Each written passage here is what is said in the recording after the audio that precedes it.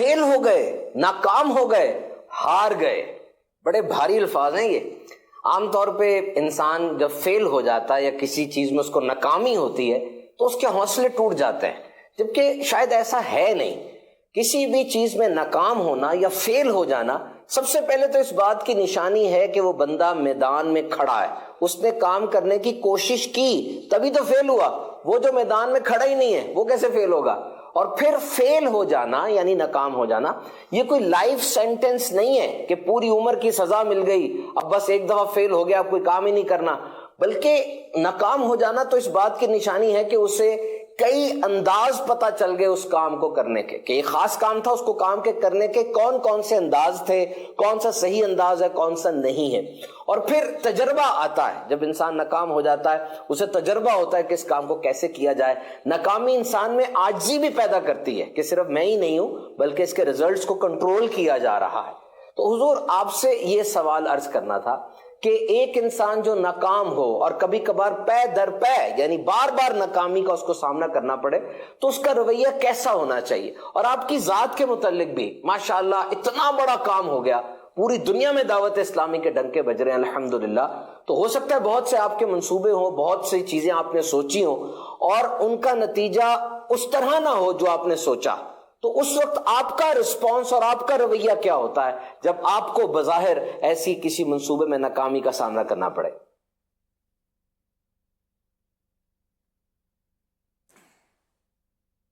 یہ ناکامی تو ہوتی رہتی ہے. اگر ہر بات میں کامیاب ہوں گے نا تو ہم پھر اپنے آپ کو کہیں سا نا خود کو کچھ سمجھنے لگیں. ڈاکٹر بولے کتنا ہی ماہر ہو، اس کے مریض کو اس کی دوا لاگو پڑے ضروری نہیں ہے، مریض ٹھیک نہیں ہوگا. یہ لگام ہے اس کی، تاکہ ڈاکٹر پھولے نہیں کہ میں بس میرا کوئی مریض میرا داؤ خالی جاتا ہی نہیں ہے. تو بعض اوقات یہ بڑے بڑے مرض کا علاج کر لے گا اور نزلے کا علاج نہیں کر سکے گا، کھانسی کا علاج نہیں کر سکے گا. اس سے آدمی کو اپنی اوقات پتہ چلتی ہے کہ میں کیا ہوں، میری اوقات کیا ہے. لگام تو کسی اور کے پاس ہے میری. تو یہ کہ رب چاہے گا وہی ہوگا. تو یوں بندہ ناکام بھی ہوتا ہے تو ٹھیک ہے، ہو جاتا ہے، دوبارہ کوشش کرے، سہبارہ کوشش کرے. من جدہ وجدہ، جس نے کوشش کی اس نے پا لیا. کوشش نہ چھوڑے. وہ تیمور کی مثال میں دیا کرتا ہوں.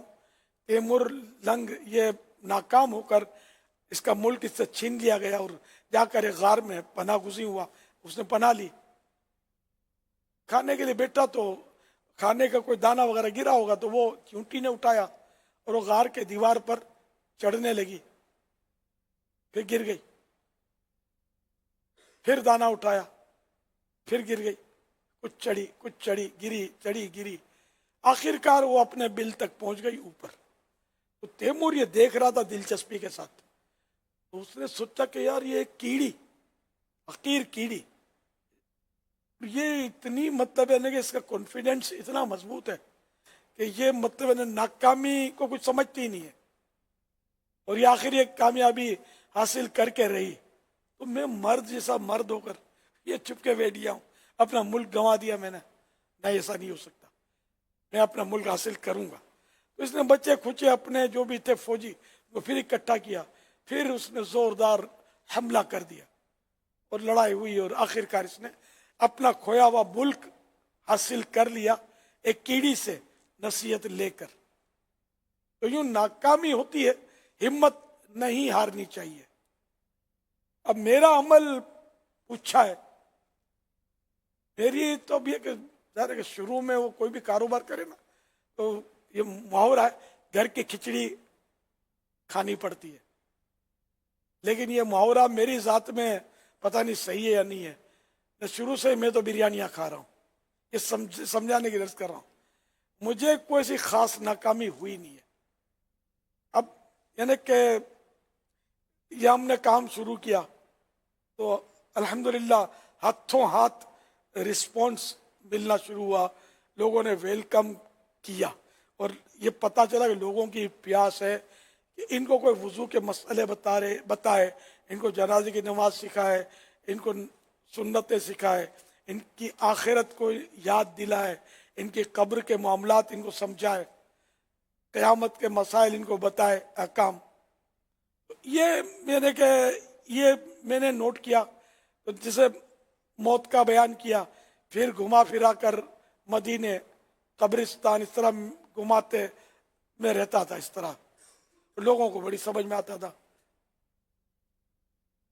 اب جو بھی مقرر ہیں، واعظین ہیں، اگر یہ میرا طریقہ اس لیے نہیں، کامیاب ہے یہ طریقہ. لوگ قریب آئیں گے، کھینچے آئیں گے، پھر آپ جو بولو گے وہ آپ کی مانیں گے اور انشاءاللہ مضبوط ہو جائیں گے اپنے ایمان میں. یہ طریقہ اپنا کر دیکھیں، آزمائش شرط ہے. لوگوں کی پیاس بجھانا شروع کر دیں آپ، ان کی پیاس ہے تو انشاءاللہ بہت فائدہ ہوگا دین کا اس سے، اور ایمان میں بھی مضبوط ہوں گے. تو اس طرح مطلب یہ کہ میرے کو کوئی خاص ناکامیاں نہیں ہوئی ہیں، لیکن ظاہر ہے کہ اصل اپنا اپنا ایک انداز ہوتا ہے، اپنا اپنا مزاج ہوتا ہے. میرے خلاف کتابیں لکھی گئی، میرے خلاف پوسٹر چھپے، ہینڈ بل تقسیم ہوئے، مقرروں نے بعضوں نے غلط فہمیوں کی وجہ سے میرے خلاف تقریریں کی، اب بھی کہیں ہوتی ہوں گی. تو میں نے اپنا یہ مزاج بنا لیا، حتی الامکان کوشش رہی کہ اپنے کو جواب نہیں دینا ہے. ہم جواب دیں گے، جواب الجواب آ جائے گا. ہمارے کام بہت ہیں، یہ فارغ لوگوں کا کام ہے، اعتراضات داغتے رہتے ہیں. ان کا کام، ہم اپنا کام، سمجھے. تو الحمدللہ اس طرح کوششیں کرتے رہے. تو کئی ایسے تھے جن کی غلط فہمیاں تھیں، وہ دور ہو گئی اللہ کی رحمت سے. وہ اب دعوت اسلامی کے گن گاتے ہیں. لیکن کچھ ظاہر ہے کہ اب 100% سارے ہی اگر ہم کو ماننا شروع کر، ہم پھر ایسا نہ اپنے آپ کو کچھ سمجھنا شروع کر دیں. تو یہ بھی لگام پڑی رہے. یہ بھی ہو سکتا ہے مقتضا حکمت، کہ مطلب کچھ نہ کچھ مطلب ترکیب ہے. 100% متفق نہیں ہوتے، کسی سے بھی نہیں ہوتے. سوشل میڈیا پر ایک سے ایک وہ ترم خان آتے ہیں، میرا کو برا بھلا بولتے ہیں. کبھی پتہ بھی چلتا ہے مجھے، سن بھی لیتا ہوں کلپ، ایسے ایسے بیچارے بول رہے ہوتے ہیں. اپنے سمجھتے ہیں کہ اگر ان کا جواب دیا نا تو یہ پھر بولیں گے ان بیچاروں کے پاس کوئی دھندا نہیں ہے. میرا دھندا ہے اور بہت بڑا دھندا ہے سنتوں کا. یہ سنتوں کا دھندا کہیں مجھ سے چھوٹ جائے اور میں ان بکھیڑوں میں پڑ جاؤں، تو میں کوشش کرتا ہوں کہ ان سے بچ کر ہی نکلوں. یہ اپنا بک بک کریں، ہم اپنی نعتیں پڑھتے رہیں.